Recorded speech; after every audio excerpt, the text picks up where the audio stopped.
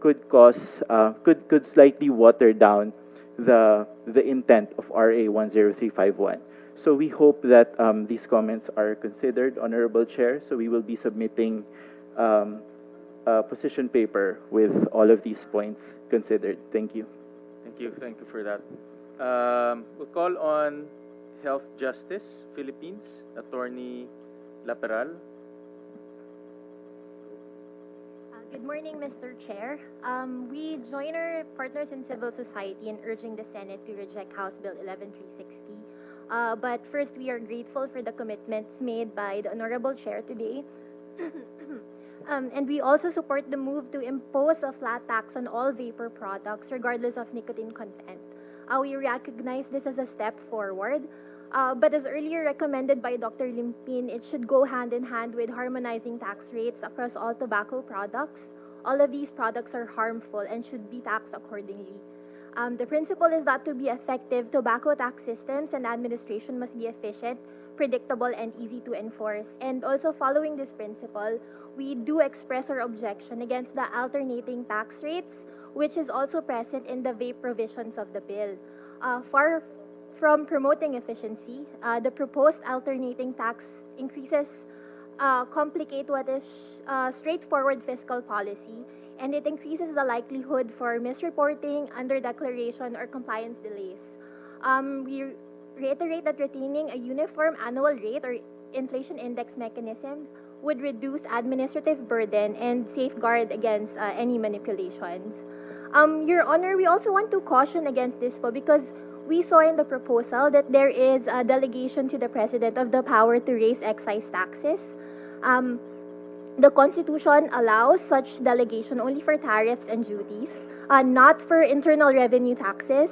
Taxation is a core legislative power, and it must remain where the Constitution places it, in the hands of Congress. And this is a clear violation of legislative authority and a dangerous precedent for public finance. We also wanted to point out some red flags in the bill's provisions concerning vapes. First, with respect to linking tobacco tax hikes to economic triggers like deficit levels rather than public health goals. This is an alarming shift and opens the door for industry interference. Public health taxes should not be subject to macroeconomic factors, but rather should be grounded on science and serve the clear purpose of reducing tobacco harm. Next, using smoking prevalence as a trigger for tax policy reviews is also deeply problematic. This opens the door for industry arguments that taxes aren't working, and so instead of recognizing sustained higher taxes as essential for reducing tobacco use. We believe that any review mechanism must be clearly anchored on strengthening tobacco taxation as a health measure. We also find the transparency and accountability mechanisms in setting floor prices lacking. We need a robust process that includes consultations, especially with public health experts, and possibly an independent oversight to prevent gaming and to ensure that floor prices serve their purpose to deter, not encourage consumption. There should also be more stringent floor or stock inventory taxes and serious penalties to be put in place to prevent manufacturers from flooding the market before tax hikes, because these are predictable under the conditions that might be placed under this law. We have to make sure that we do not undermine the health and revenue goals of this tax measure.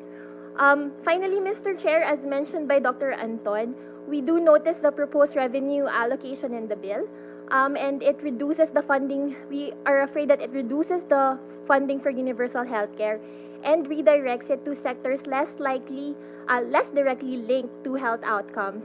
This counters the policy adopted in our existing laws and dilutes the polluter pays principle at the heart of sin taxes.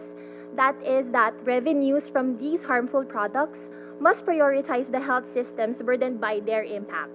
Worst, it creates discretion-based transfers that are vulnerable to political interests. Again, Mr. Chair, we join our civil society partners in urging the Senate to reject House Bill number 11360, to stand firm against industry interference and to uphold the mandate to protect public health. Maraming salamat po, Mr. Chair, for standing for health for the Filipinos and especially our children. Thank you, Attorney Laperal. We call on Ms. Riza Duro of Social Watch Philippines. Ano ba siya? Magandang araw po sa ating lahat, Mr. Chair. Bago po ako magpatuloy sa aking pahayag, salamat po ulit sa paninindigang ang pagbaba ng taxes ay hindi po solusyon sa problema natin sa illicit trade. Bagkus, nakikisa rin po kami na dapat palakasin pa ang mga enforcement agencies laban sa lumalaganap na smuggled paper products. With that po, papatuloy po ulit ako sa aking pahayag. Magandang araw po sa ating lahat.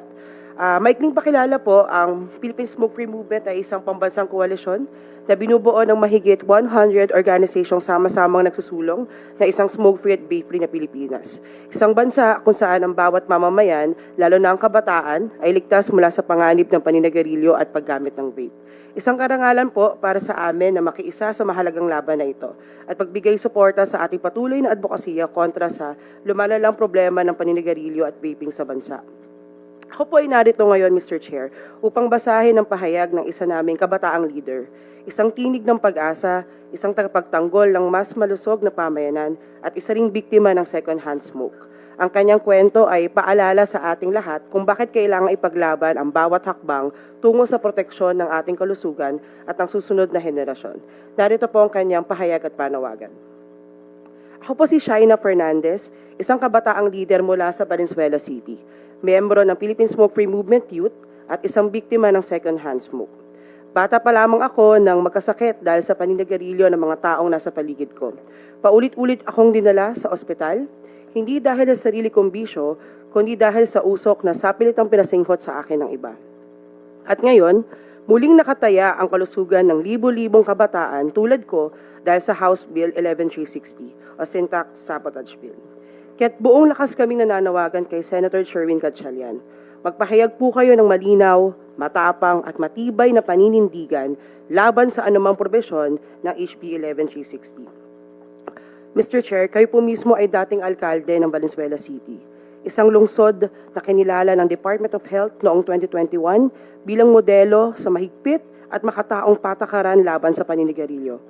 Kayo rin po ay kasama naming tumindig at nagsulong ng mas mataas na buwis sa sigarilyo noong 2018 at 2019. Ngayon sinusubok ang katapatan sa prinsipyong ito. Ang lungsod na minsang naging kawaran sa pagprotekta sa kabataan ay nakatingin ngayon sa dating pinuno nito. Naghihintay, umaasa, nananawagan. Patunayan po ninyo na hindi po kayo nagpapagamit sa interes ng industriya ng tabako. Patunayan ninyo na hindi kailanman magiging pangalawa sa interes ang kalusugan ng kabataan. Ayon sa datos ng Global Youth Tobacco Survey, mula 12% noong 2009 ay bumaba sa 10% ang kabataang naninigarilyo noong 2019. Patunay ito, ang mataas sa buwis ay mabisang sandata laban sa adiksyon ng kabataan. Ang pagpapababa ng buwis ay hindi lamang simpleng desisyon pang-ekonomiya. Isa itong pagtalikod sa mga tagumpay na pinaghirapan nating makamit. Kapag pinayagan natin ang panukalang ito, para na rin nating ipinahayag na mas mahalaga ang interes ng industriya kaysa sa hininga ng isang bata. Ang paninagarilyo at paggamit ng vape ay patuloy na banta sa kinabukasan ng kabataan. At ang sino mang nagpapahina sa mga patakaran pumipigil dito ay lumilihis sa tungkulin niyang ipagtanggol ang susunod na henerasyon. Hindi po kami mananahimik.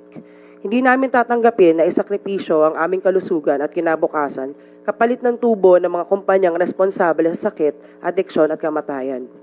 Kami po ay patuloy na lalaban, patuloy na manindigan at sa bawat tangkang ipasok ang ganitong uri ng panukala sa alinmang sangay ng pamahalaan, kami tatayo at tututol. Senator Gatchalian, salamat po sa pagsama. Salamat sa pagtindig na hindi natin pababain ang taxes. Bagkus, palalakasin pa natin ang mga enforcement agencies laban sa illicit trade ng vape products. Buo po ang suporta namin sa iyo, Senator Gatchalian. Ipaglaban natin ang kalusugan ng kabataan. Panindigan natin ang pangakong iniwan ninyo sa Valenzuela, na sa lungsod at sa buong bayan, ang kabataan ay hindi kailanman pababayaan. Maraming salamat po. Thank you. Maraming salamat rin. We call on EER, Action for Economic Reforms, represented by Adolfo Jose Montesa.